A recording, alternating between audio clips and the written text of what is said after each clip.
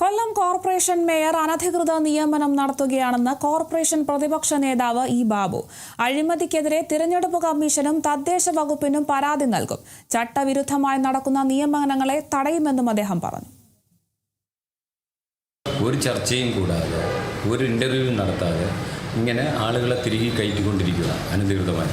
അതുപോലെ തന്നെ വീട്ടുകാരൻ്റെ ശമ്പളം കൊടുക്കേണ്ടത് കോർപ്പറേഷനല്ലല്ലോ, വീട്ടിൽ ജോലി ചെയ്യുന്ന ആൾക്ക് കോർപ്പറേഷനല്ലല്ലോ ശമ്പളം കൊടുക്കേണ്ടത്. അപ്പോൾ ഇത് അവസാനിപ്പിച്ചേ പറ്റൂ.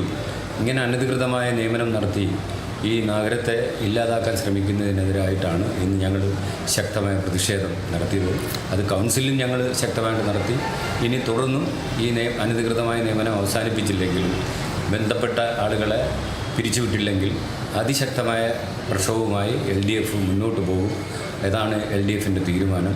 ആ തീരുമാനത്തിൻ്റെ അടിസ്ഥാനത്തിൽ തുടർന്നുള്ള കൗൺസിലിലും അതേപോലെ തന്നെ ബഹുജനങ്ങളെ പങ്കെടുപ്പിച്ചുകൊണ്ട് ഈ UDF അധികാരത്തിൽ വന്നാൽ അവർ അഴിമതിയുടെ കൂട്ടരാണെന്ന് തെളിയിക്കുകയാണ് ചെയ്തത്.